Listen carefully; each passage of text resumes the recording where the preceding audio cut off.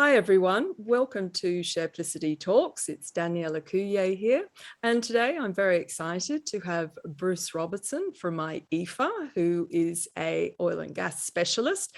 And given that there is so much of a focus on what's happening with gas prices in particular over in Europe and also around the world, I thought it'd be a fantastic opportunity in the run-up to COP26 also to discuss with Bruce what's going on in the energy markets and how important it is transitioning towards a clean energy future. As per usual, please look at the disclaimers. The information is general in use only, and if you are going to act on it, please do your own research and seek professional advice. So good morning. Welcome, Bruce. Thanks for chatting with me today. And I thought, first off, maybe you could just give the listeners, viewers, just a brief history of your experience. Yes, certainly, Danielle. Look, I was a fund manager and equities analyst in Sydney for 16 odd years. I looked at a variety of industries in my time. And I moved up the mid-north coast, and then basically I got heavily involved in energy of all things. Principally, it found me, I didn't find it. So they wanted to build big power lines through the farm here, and they wanted to frack upriver from me at Gloucester, and I started looking at the energy system in depth, and what I found was pretty amazing. And it started off the whole gold plating campaign that happened with the power lines back in Julia Gillard's day. So you know, there was some significant battles with various people along the way. I remember that actually very well. So that was probably when I was first introduced to the work that you were doing. Okay, so I thought at a basic level, could you just describe to people the difference between natural gas as it's classified and LNG?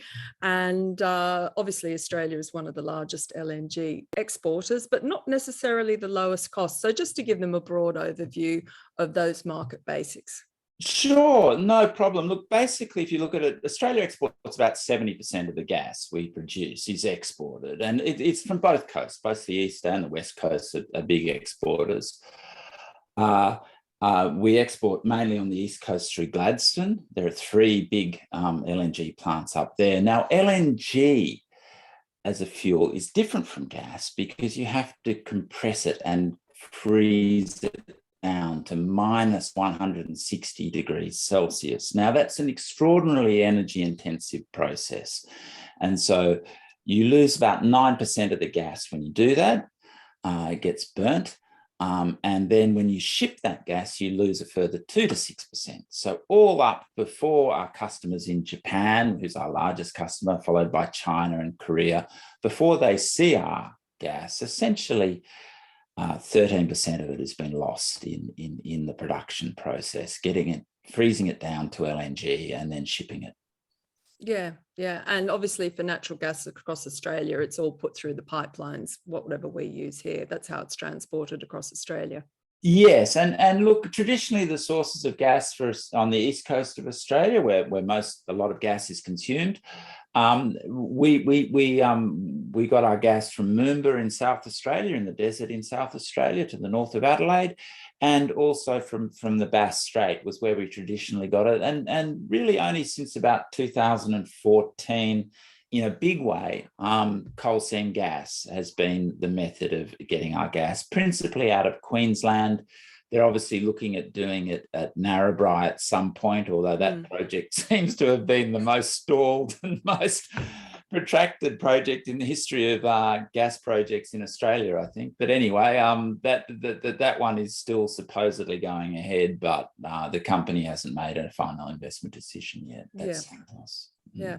So we now find the world, particularly Europe, facing very, very high gas prices going into winter.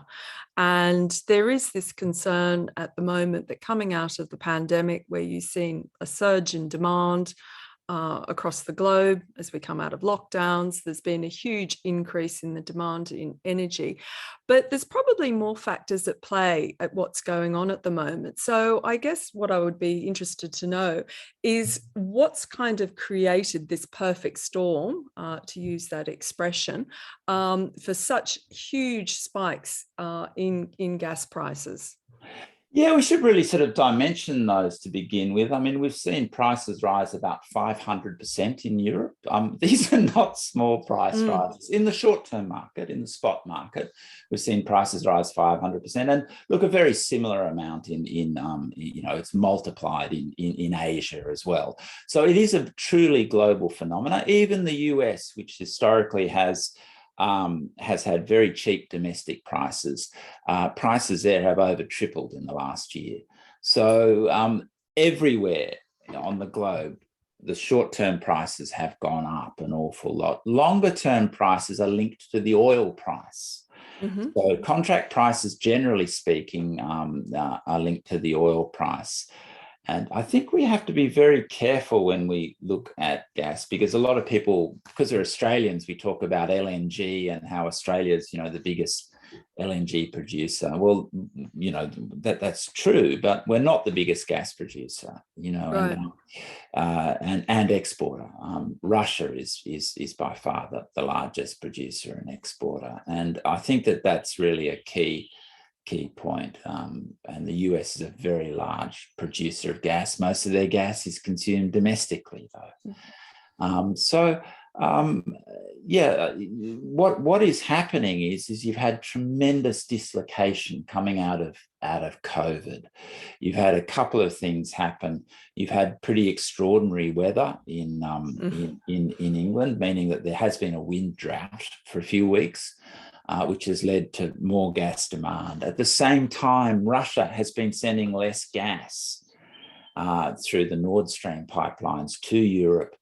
It has also been sending more gas to China because it just started up. It's only a couple of years ago it started up its big pipeline, the power of Siberia, it's called, into China. So there are all these moving parts in the global market. In the US, prices have gone up a lot, which means they tend to, favor the domestic market there. When prices have gone up a lot, they are trying to export as much as they can at present as well. But they have been constrained. And the reason they're being constrained is the capital markets have constrained them. For years, people at IEEFA, my colleagues in the US, have been saying that the industry in the US makes no money. And at the cash flow level on a gross basis, if you add up all the companies. And it's not just IEEFA, Deloitte has done similar studies, showing that basically the industry made no money. And like a lot of things in financial markets, they move very slowly, financial markets, until they don't. And then there's sort of this sudden realization all at once, and everyone goes, oh, wow, this industry is actually not making any money. And the bankers pulled all the capital. Basically, they stopped lending pretty much. And so what it led to is this tremendous fall in the amount of drilling that was done. So you knew a year and a half ago, you knew that going forward in the US, you were going to have this tremendous problem because they hadn't been drilling many wells. And you knew that the prices were going to double or triple, or I actually said at the time, I thought they'd double or triple, and that's exactly what's happened. It may sound like a pretty radical forecast to forecast a commodity as volatile as gas doubling or tripling, but there simply wasn't the drilling going on in the US. And so you had this capital starvation, and that's still true today. The industry is quite capital starved in the US. It's not just for climate reasons, it's also for the reasons that the banks and the equity investors are really saying, show us the money. Show us actually you making some money. For years, it's been a gunner industry. It's gonna produce good profits next year or the year after, the US shale fracking industry, and it never has. So they will want to see firm results and the cash actually flowing back to shareholders for a change. instead of always getting thrown down wells, which is what's happened previously. Right, right. And also too, as you say, there is this interesting phenomenon where the powers that be have decided that gas is going to be a transition fuel, because apparently it's cleaner than using coal for energy production, electricity production. So you've seen, as far as I can understand it, quite a lot of gas-fired electricity plants that have come up in the emerging markets, etc., to fill this gap rather than using coal. But of course, with these rising prices, I noted in one of your reports, those countries are now having extreme problems because the gas price has gone up so much. But unlike the UK or Australia, they're not allowed to pass on the cost increases to the consumer, because the consumer, it's all highly regulated. They basically can't afford it. So they end up basically not being able to produce the energy. Is that some of the dynamics that are also playing out in emerging markets? Oh, most certainly, particularly in Pakistan, Bangladesh, and India. India has been one of the great white hopes of the gas industry. They saw it as a tremendous source of demand, and that the industry was going to grow at 15%. And that was this year. They said it was going to grow at 15%. Well, year to date, LNG and gas consumption in India is up 0.7%. Oh. It's basically flat. And the reason it's flat is affordability. It really does come down to that. They have regulated prices for city gas, they're very highly regulated in India, the prices. But for consumer, for industrial consumption, quite a lot of the gas is actually bought on the spot market, and they've seen very large price rises get passed through to industrial consumers in India. And that has the simple effect of crimping demand. What we're going to see in India over time is that they simply can't afford the fuel. That has already happened in Pakistan. Last year, Pakistan put out some tenders for gas, and the replies it got back were just simply too high, and it didn't accept any of them, and it didn't send out the power. I mean, this is something that's inconceivable to Australians, that a power station wouldn't send out power and people would go without power due to price. But they have a problem of collecting bills. They can't send out expensive power because they can't collect the bills because the people can't afford it. It's pretty simple.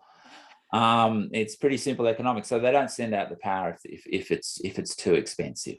And I think there has to be that realization that the developing world, I should call it, has an affordability issue with gas, a very big one. And moving forward, it is going to really make them think more than once or twice or three times about building gas infrastructure. Because if they can't afford it and can't supply power, that's a pretty bad state of affairs for these countries. Totally, because they're so, I always remember when I covered Indonesia, and you'd see, I think the kerosene price go up so much, and everybody relied on kerosene for cooking. So it was kind of like this calamitous event. But it's amazing how much the energy markets have changed. I'll just diverge for 1 second because it's quite a funny story. When I lived in London in the 90s, they still had a power meter in houses in Fulham, and my friend always used to run around and say, oh my god, has anyone got any £2 pieces? We're about to run out of power. And you'd have to go and start shoving your £2 coins into the electricity meter under the staircase to keep the lights on. And of course, this was a remnant probably from what went back to previous years, where energy and power was incredibly expensive and it was an affordability issue. So rather than letting everybody be connected to the grid and you pay your bill quarterly, they said, you've all failed that test. You're all going to have to pump your coins into the meter. That's just a story from the past. But I guess the question then becomes, because there's so much happening in the energy markets at the moment, and if it's not this transition that we're trying to transition to cleaner energy production, then you're actually getting the impacts of extreme weather events. And you're also getting crashing massively declining renewable energy construction costs for these assets. So how are countries, the developing world, does this mean that because gas prices are so high and coal prices are actually really high as well, do you think that's going to make them accelerate more towards a renewable energy mix? I mean, how do you think the world is going to fall? Is it going to create a situation where people go, actually, no, because the wind hasn't blown in Britain, well, maybe we should go more nuclear? Or is it going to be a case like they say, well, that's absolutely ridiculous, too expensive, long lead times, just not worthy of it. We'll have to go hydro, solar, wind, potentially green hydrogen down the track. Well, I really think it depends a little bit on where you are in the globe. You know, there will be some decisions made in some areas that are very different from others. But I think overall, people will look to where the energy system is heading. And very clearly, it's heading towards a renewable future. You know, in Australia, we haven't had governments really broadly supportive of renewables in recent times, and yet they are taking over the energy system. And we will see this globally because although this year you will not see the energy price deflation that you have in previous years in solar and wind due to the rising commodity prices for steel and silicon, polysilicon wafers and all those things, you won't see the continual fall in price this year. You will see modest price rises in solar, for example, but they pale into insignificance compared to the price rises that we've already seen in coal and gas. And I think that's the key point. Renewables have become far more competitive in the last year, and that really is the key point. The other thing that is coming to bear on global energy markets is this net zero commitment and exactly what gas is as a fuel. And there hasn't been the realization to date that gas is actually at least as polluting as coal, and possibly even more so when you take into the full life cycle emissions. The industry is very good at quoting the CSIRO figure that gas is 50% better than coal, is a figure they quote. And that's indeed true if you just take it being burnt in a very specific type of power plant, which is a gas baseload plant. Yeah. We're not building gas baseload plants in Australia. We're building gas peaking plants. And gas peaking plants are only 31% better. And then you have the thing that they're only taking it when it's actually burnt at the power plant. They're not taking the whole life cycle. And if you take the whole life cycle, you only need little leaks along the way, and the venting that always occurs, the intentional venting and flaring that occurs in gas, you only need those to be added up. And basically what it comes to is, according to BP itself, the broader industry has fugitive emissions of about 3.2%. Now, you only need it to be over 3% for it to be worse than coal. Wow. And BP says that they are over 3%. So the line that the gas industry consistently sort of trots out, that we're so much cleaner than coal, is just a lie. And I actually wrote a report. It was called "Is This the Gas Industry's Volkswagen Moment?" Referring to the Volkswagen, diesel scandal that occurred where they were lying about their emissions from diesel cars, and basically the gas industry is lying about its emissions and has been for years. And that knowledge is getting out there into the broader market now, and we are seeing financial institutions looking at coal, at gas as the next coal. In other words, they are already progressively withdrawing their support from the gas industry, and you're seeing that in the inability of gas projects to find partners.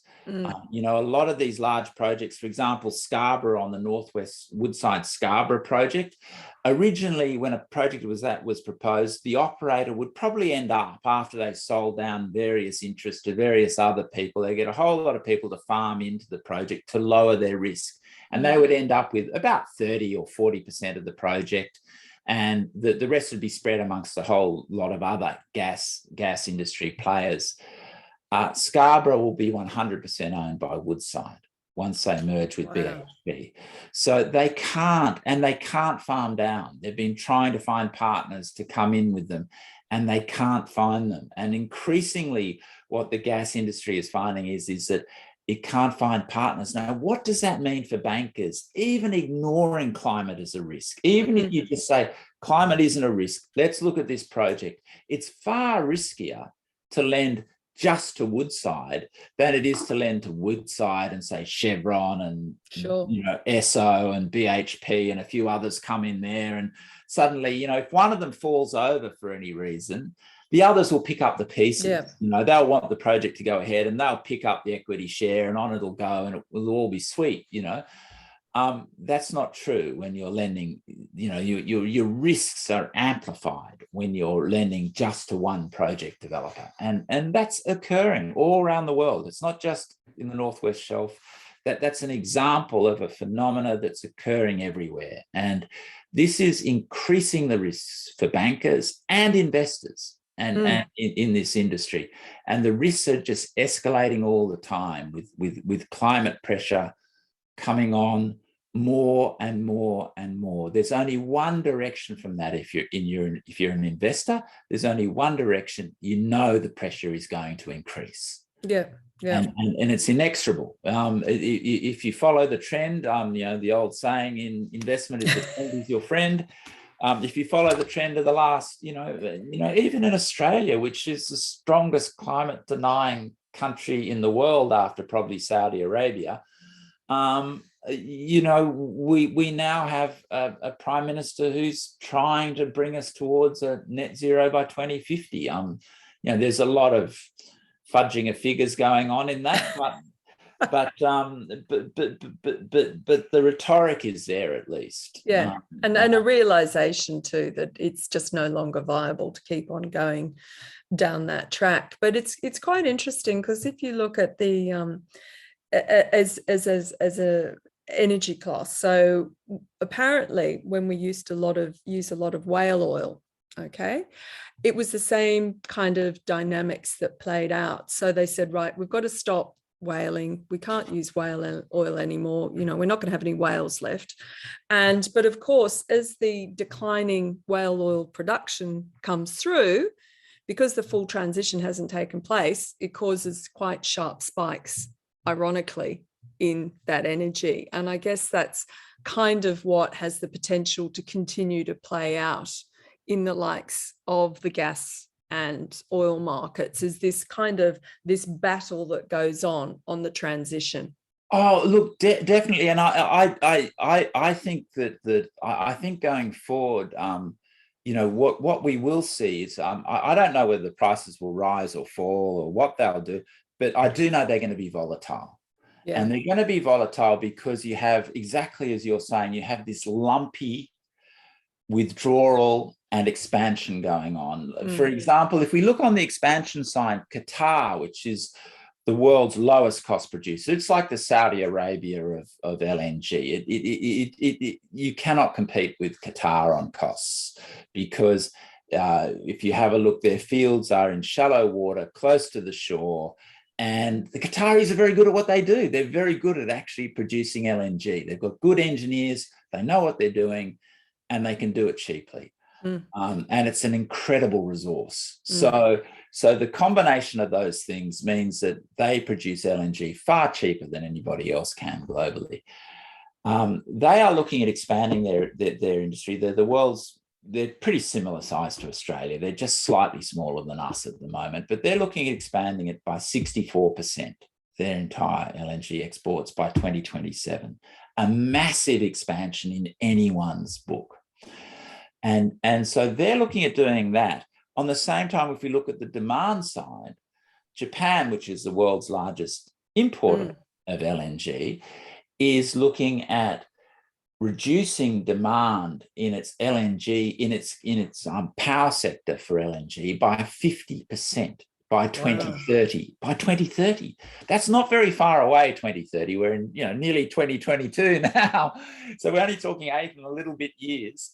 They're going to halve their LNG in their power system as part of trying to get towards net zero, as part of their overall thing of getting towards net zero emissions.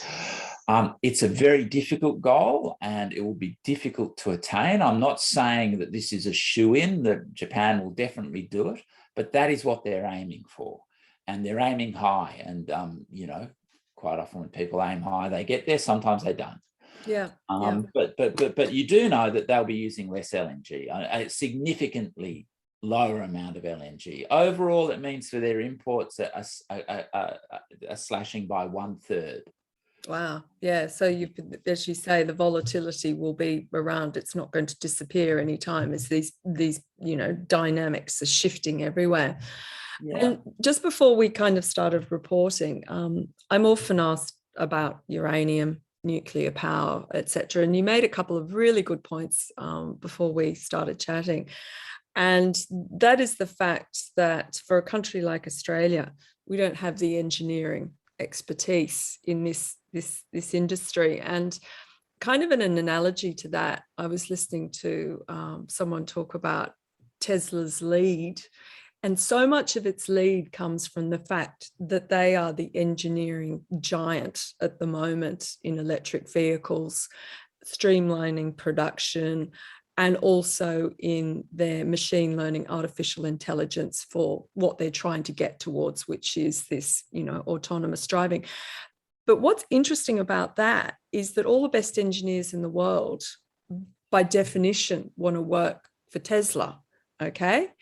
And if they're all going to Tesla, it means they're actually shutting out, the likes of VW, General Motors, Ford, etc. So they get the second and third tier engineers. And it's just an interesting thought, because everybody always thinks it's always possible to do something, but there are constraints within the workforce as well to the changes that countries need to make for this energy transition. So let's just touch briefly on the concept of which countries may continue to move down the path of nuclear power plants versus a country like Australia, why it's not even it's not really possible, let alone probable. Yeah, well, the problem in Australia is we've got a very tiny nuclear industry that's centered around medical, basically nuclear medicine. So we don't have a nuclear energy industry here. We don't have that embedded base of engineering expertise. We don't have that embedded base of construction expertise, where we have contractors that have actually built nuclear power plants. No one's done that in Australia.